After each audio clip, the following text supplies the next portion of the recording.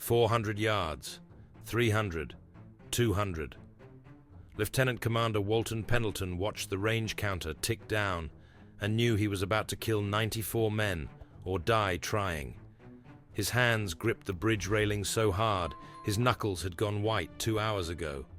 Sweat ran down his spine despite the cold Pacific wind. The smell of diesel fuel mixed with salt water and his own fear. 18 hedgehog projectiles left. 18 chances to hit a target he could not see, moving through water he could not predict, commanded by a Japanese captain who had already outsmarted him 4 times tonight. 100 yards. Fire. Gunner's mate. First Class Robert Tucker pulled the firing lever. The hedgehog launcher erupted. 18 projectiles, 65 pounds each, packed with enough Torpex explosive to crack a submarine hull like an eggshell. They arced into the pre-dawn darkness and splashed into the ocean ahead. Tucker gripped the launcher mount. His hands were shaking. 34 years old, 16 years in the Navy, and he had never killed anyone, never even fired a weapon at a human being. Now he was about to murder an entire crew of men who were trapped in a steel tube 600 feet below, men who had families, who wrote letters home, who probably hated this war as much as he did. The projectiles sank at 23 feet per second. Japanese submarine No. 16 was at 180 feet, 8 seconds to impact. Sonarman second class. John Williamson sat in the cramped sonar compartment, headphones pressed so tight against his ears they left dents in his skull. He could hear I-16 down there, not just the machinery. He could hear water moving along her hull, could hear the faint electric hum of her batteries dying. "Please God," Williamson whispered. His lips moved, but no sound came out. "Please God, forgive me. 1, 2, 3, 4, 5, 6, 7. The ocean exploded. Not one explosion. 3 direct hits simultaneously. The sound was not a boom. It was a crack, like the entire world splitting open. The concussion wave hit USS England so hard the deck plates jumped. Men grabbed railings, bulkheads, anything to stay on their feet. Pendleton felt it through his boots, felt the shock wave travel up his legs, through his spine, into his teeth. For one horrible second, he thought they had hit a mine, that England was the one dying. Then the sonar went insane. Direct hit, breakup noises, hull collapse. She is going down fast. Williamson ripped off his headphones and vomited into the trash can beside his station. The sound of I-16 dying had been transmitted directly into his ears at full volume. Metal screaming, rivets popping like machine gun fire. And underneath it all, for just 2 seconds before the water pressure crushed everything, a sound he would later swear was screaming. He vomited again. There was nothing left in his stomach but bile, and the cold certainty that he would hear that sound every night for the rest of his life. On the bridge, nobody spoke. They stared at the water where I-16 had been. Dawn was breaking now, pale grey light spreading across the Pacific. The ocean looked calm, peaceful, like nothing had happened. Then the debris started surfacing. Oil first, a black slick spreading like a wound, then wood fragments, a section of decking, part of a periscope housing, a canvas bag with Japanese characters stenciled on the side, a boot, a helmet, a body. The body floated face down, arms spread wide, uniform torn. The back of the skull was caved in, probably from the initial explosion, probably dead before he even knew England existed. Probably did not feel anything. Pendleton wanted to believe that, needed to believe that. Another body surfaced, then another. Most were in pieces. The ones that were intact looked like they were sleeping except for the unnatural angles of their limbs and the way their skin had already started turning grey in the cold water. "Fisher," Pendleton said quietly. His executive officer stood beside him, a 26-year-old engineering student from MIT who had never seen a dead body before this moment. Fisher was gripping the railing and breathing through his mouth, trying not to smell the burning oil And the other smell, the one that came from bodies that had been crushed by 6 atmospheres of pressure. "Sir," Fisher managed. His voice cracked. "Send the report. I-16 destroyed at 0423 hours. Grid coordinates Sierra 79er. No survivors." Fisher nodded and walked away very carefully, like a man trying not to fall down. Pendleton heard him vomiting over the side 30 seconds later. Tucker appeared on the bridge. His face was the color of wet concrete. He had been a gunner's mate for 16 years. He could field strip a 5-inch gun blindfolded, could calculate firing solutions in his head faster than most men could do it with a slide rule.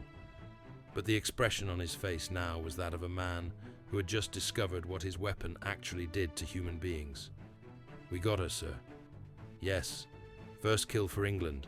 First time anyone has sunk a submarine with Hedgehog in the Pacific." "Yes." Tucker looked at the oil slick, at the debris, at the bodies. "Are we going to pick them up?" Pendleton had already thought about that, already done the math. I-16 had carried a crew of 94. Maybe 10 or 15 bodies would surface. The rest were still inside the submarine, sinking toward the ocean floor 3 miles down, or they had been pulverized by the explosion and were feeding the fish already. "No," Pendleton said. "We are going to leave them." It was the right decision, the tactical decision. England was a warship, not a rescue vessel. Those men were enemy combatants. The bodies would attract sharks anyway. Better to leave them, mark the coordinates for records, move on. But Pendleton knew he would see those bodies every time he closed his eyes. Would see that one sailor floating face down, arms spread like he was trying to embrace the ocean that killed him. The radio crackled. "England, this is Task Force 77. Confirm your last transmission." "Did you say I-16 destroyed?" Pendleton picked up the handset. His hand was steady now. The shaking had stopped. Something cold had settled into his chest, something hard and metallic that felt like it would never leave. "Confirmed. I-16 destroyed. We are continuing patrol." There was a pause. Then the radio operator, some kid sitting in an office 200 miles away who would never smell burning oil or see a dead man floating, came back on. "Outstanding work, England. Be advised we have new orders for you. Intelligence intercepts indicate RO-106 operating in your area. Proceed to grid Sierra 82 and prosecute. Another submarine, another hunt, another crew of men he would have to kill." Pendleton looked at Fisher, who had returned to the bridge. The younger man had wiped his mouth, but his eyes were still haunted.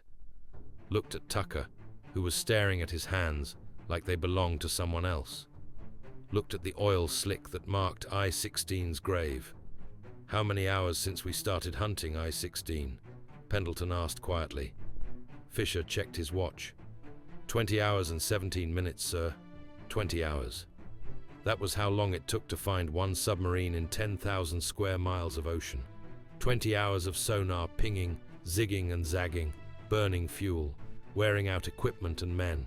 And now they wanted England to do it again immediately. "Helm," Pendleton said. "Set course for grid Sierra 82. All ahead full." The helmsman, a 19-year-old kid from Texas named Bobby Martinez, turned the wheel. He had been awake for 36 hours straight. His eyes were red. His hands were blistered from gripping the wheel during the attack runs. But he turned that wheel and held the course steady. England came about and headed northeast, leaving the debris field behind. Pendleton stood on the bridge and watched the bodies disappear into the distance. In 6 hours, sharks would find them. In 12 hours, there would be nothing left but bones. In 24 hours, even the oil slick would be gone, dispersed by wind and current. I-16 would vanish as completely as if she had never existed. 94 men, 94 families who would get a telegram saying their son or husband or father was missing in action. Not dead, not killed, just missing.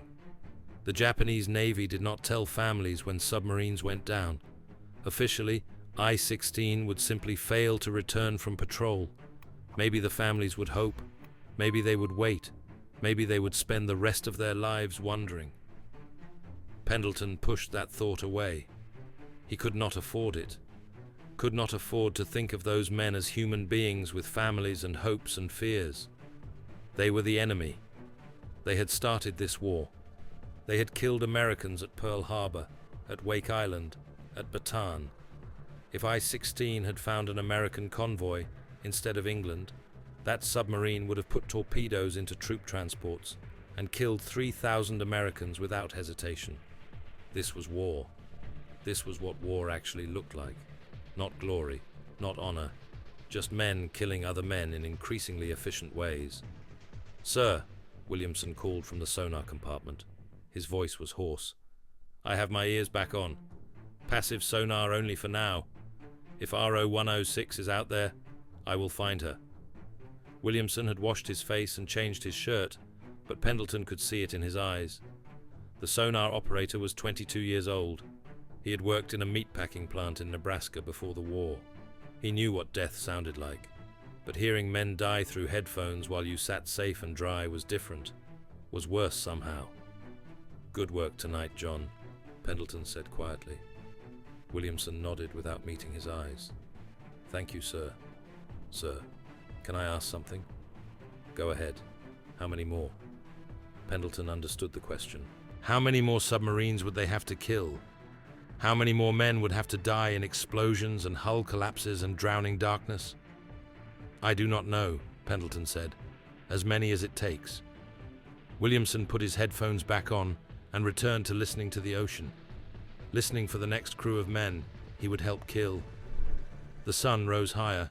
The Pacific stretched empty and blue in every direction. USS England, hull number DE-635, $6 million worth of welded steel and weapons, steamed northeast at 15 knots. 200 men aboard. One mission: find enemy submarines and destroy them. Behind them, I-16 settled onto the ocean floor 3 miles down, her hull crushed flat, her crew already being consumed by the pressure and the creatures that lived in that eternal darkness. Ahead, somewhere in 10,000 square miles of ocean, RO-106 waited. Her captain did not know I-16 was dead, did not know England was coming, did not know that his submarine was already a tomb, the crew already ghosts. They just had not stopped breathing yet.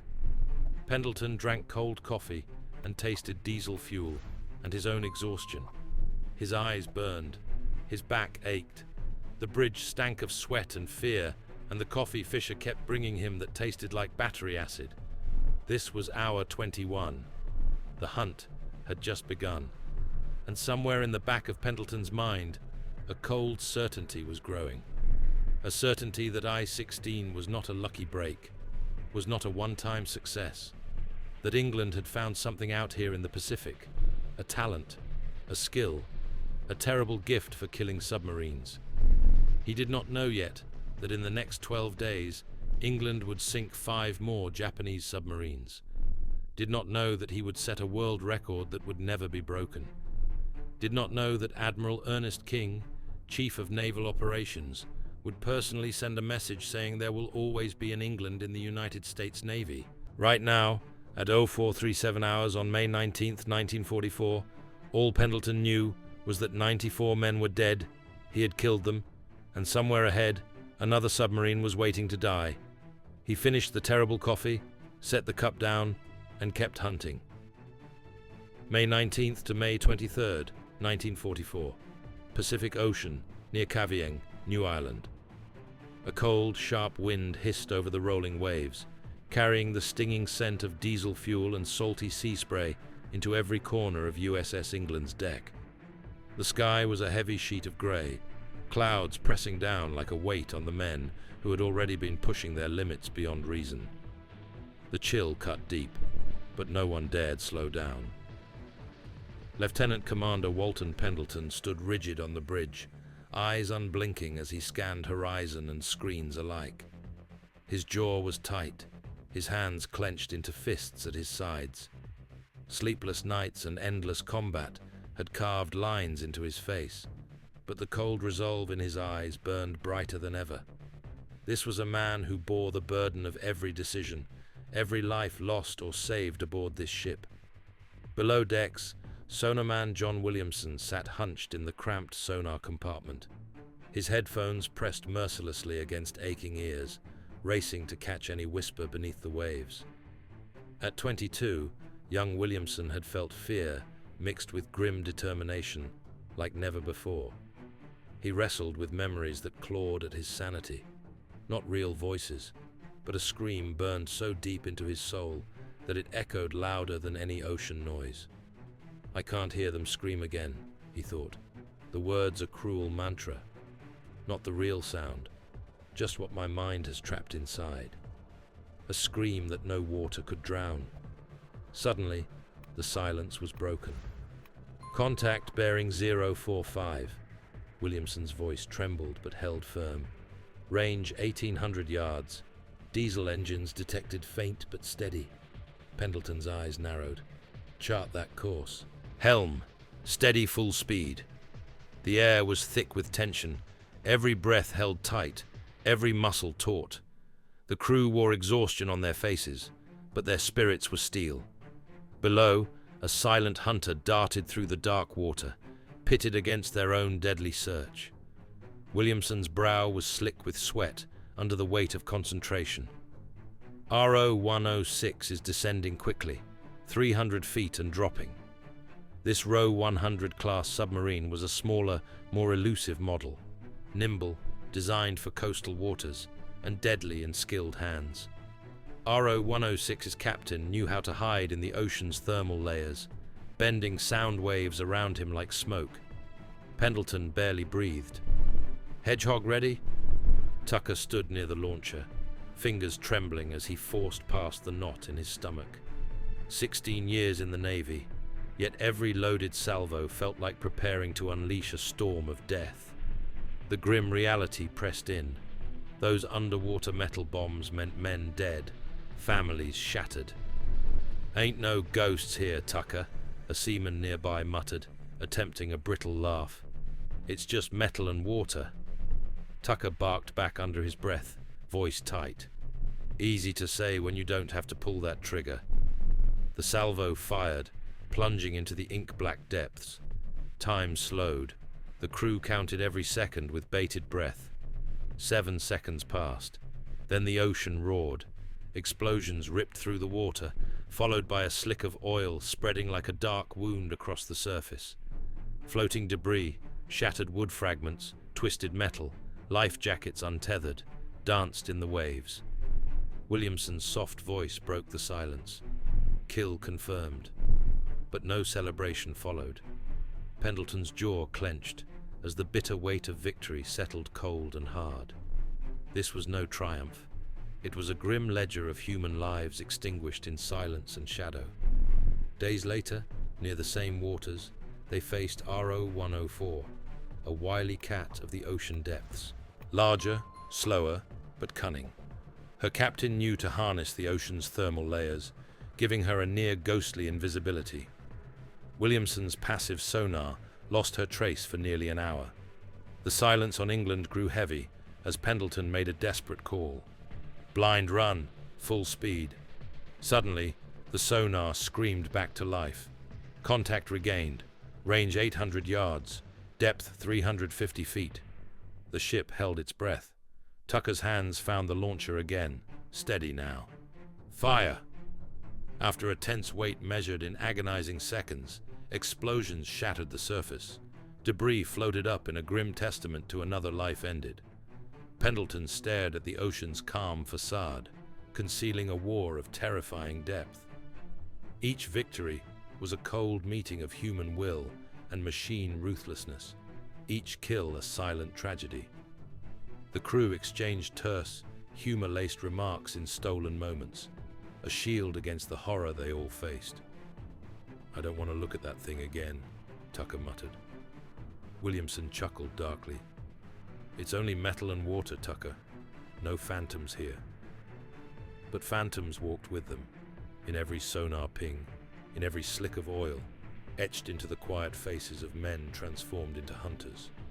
Pendleton's eyes fixed on the distant horizon. The deadly game beneath the waves was far from over. May 24th to May 26th, 1944. Waters off Cavien. The wind had died down to a cold sigh, but the ocean beneath USS England kept restless, waves slapping harshly along the hull. The sky hung heavy with grey clouds, a fitting backdrop for a crew weighed down by sleepless nights and relentless pursuit. Lieutenant Commander Walton Pendleton stood on the bridge, his jaw set hard, eyes shadowed with fatigue and responsibility. This hunt had carved deep marks into every man aboard, and the weight of command threatened to crush him beneath it all. "Prepare for another hunt," Pendleton ordered, voice steady, yet tinged with exhaustion. Below deck, gunner's mate First Class Robert Tucker approached the Hedgehog launcher with hesitant steps. His hands trembled with the burden of what was to come. 16 years at sea, yet the weight of killing pressed heavier than any storm. Nearby, Seaman Billy Hart muttered a prayer, clutching a rosary hidden beneath his uniform. A superstitious soul, he believed protection came not just from skill, but from unseen forces. "St. Michael's got this," he whispered.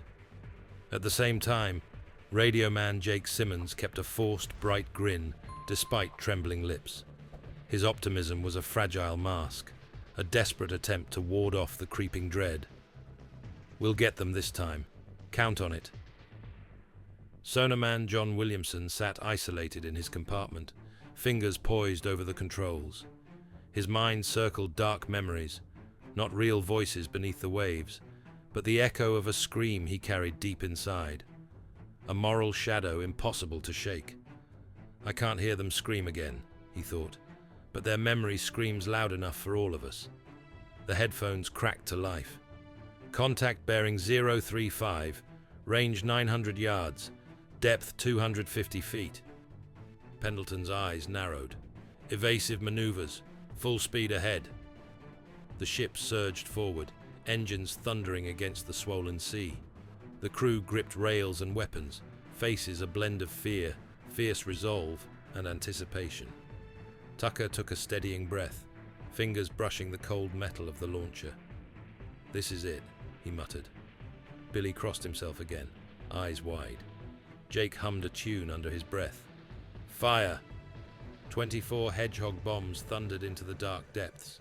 Seconds dragged, stretched taut against their racing hearts.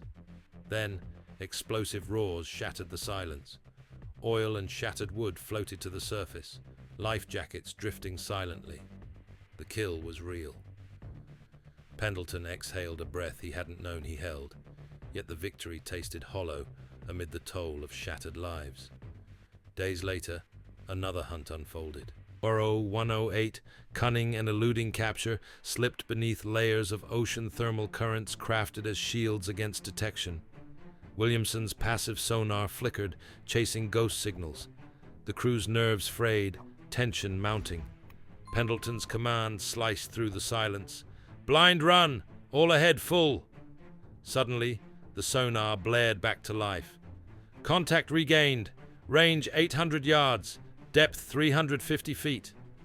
Tucker hesitated, fingers trembling anew. "Come on, Tucker. We need this," Williamson's voice urged softly. Tucker steadied, triggered the salvo. A delayed explosion ripped through the depths, surfacing oil slicks and debris, a grim signature of death. Billy whispered a prayer of thanks. Jake cracked a bitter smile. Pendleton leaned on the bridge railing, mind awash in conflicted emotions. Victory, loss, duty. The crew exchanged strained humor, a fragile barrier against the horrors witnessed. Tucker murmured, "Every time I see this, it's less metal, more weight on my soul." Williamson nodded, eyes distant. The silence shouts louder than anything else. They were hunters and haunted, bound by a deadly game in the restless Pacific. The war beneath waves was only beginning. May 30th to May 31st, 1944. North of Admiralty Islands. A thick grey curtain of clouds hung low over the restless sea as USS England crept forward, the cold wind biting through layers of clothing and salt spray, stinging the eyes of the tired crew.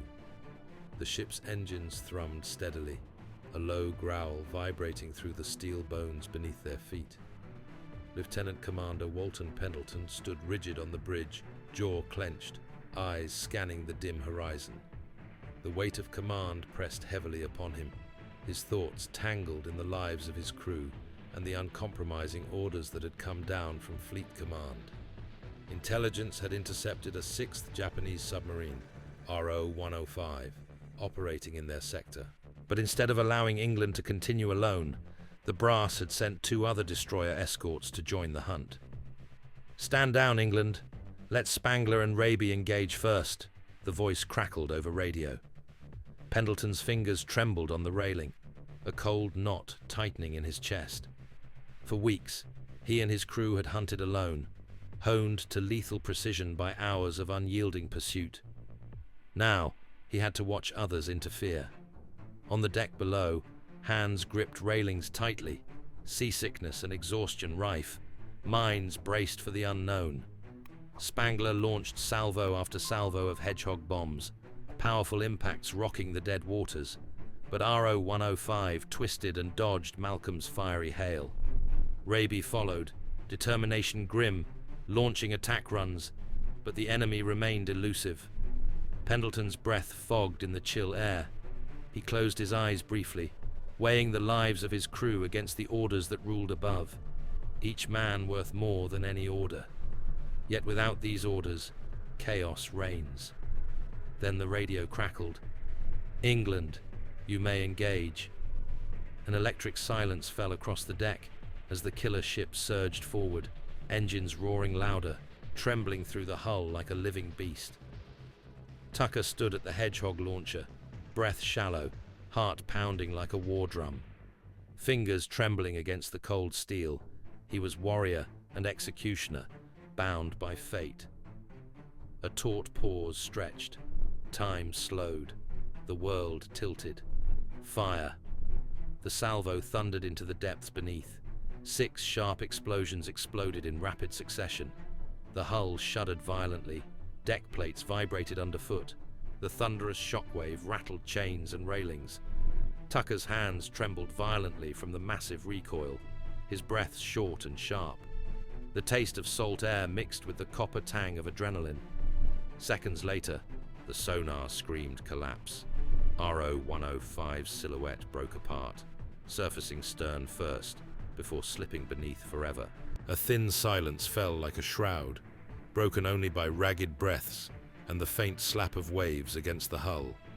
Crews exchanged quiet, muttered words, relief, exhaustion, grief, all mingled in the salty night air. Pendleton rested his forehead against the bridge railing, eyes staring into the fading horizon. The cost was written clear in every man's weary stare. Later, word of their success reached Admiral Ernest King, who declared, "There shall always be an England in the United States Navy." But aboard England, victory tasted bitter. The war beneath the waves was far from over, the next hunt waiting in the shifting shadows of the ceaseless ocean. June 1944 to present day. From the vast Pacific Ocean to the halls of power in Washington, D.C. The cold dawn spread over an endless, restless sea as USS England made her way home. The men on board were physically worn, their minds etched by 12 days of unrelenting pursuit, 6 submarines destroyed, a record that stood unmatched. Lieutenant Commander Walton Pendleton stood silently on the bridge. His face, lined with the toll of sleepless nights and the burden of command, was marked by thoughts not of medals or accolades, but of 564 men whose lives weighed heavily on his conscience. Each a story lost beneath the waves, a family shattered. In the mess hall, Robert Tucker sat quietly, swirling a bitter cup of coffee, haunted by memories no training could prepare him for. 16 years of service had not softened the blow of killing so many. "Still holding up, Tucker?" asked Billy Hart, the superstitious seaman holding tight to his rosary. Tucker's smile was faint, weary. "I doubt I ever will be." From the dark confines of the sonar compartment, John Williamson emerged, eyes distant, carrying the mental scars of the metallic screams of collapsing hulls and the crack that sounded like human cries in the crushing depths. The men shared a heavy silence, the unspoken weight of their deeds pressing them together. In 1996, the tale of USS England emerged from classified shadows. The world hailed masters of deception with the Congressional Gold Medal. Yet the unsung heroes who hunted beneath the waves and saved thousands by preempting attacks remained largely forgotten.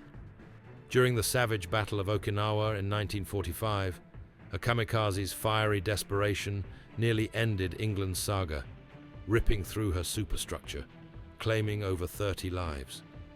The destroyer that had changed naval warfare was bruised, but not broken. When finally decommissioned and scrapped, England's steel was recycled, scattered, but her legend remained. Her record endured. 6 submarines sunk in 12 days, a testament to skill, determination, and relentless will. Admiral Ernest King's promise echoed, "There shall always be an England in our Navy." For Pendleton, Williamson, Tucker, and countless others, the sea held their sacrifices silently, deep beneath crushing pressure and eternal darkness. The Pacific rolled on, indifferent and vast. Sometimes the fiercest power dwells not in mighty vessels, but in the resolve of 200 men aboard a modest destroyer escort who forever altered naval warfare. USS England, hull number DE-635, a legend that still echoes through the depths, a testament to courage, skill, and the enduring cost of war beneath the waves. History lives through those who remember and reflect. Be part of preserving courage and sacrifice.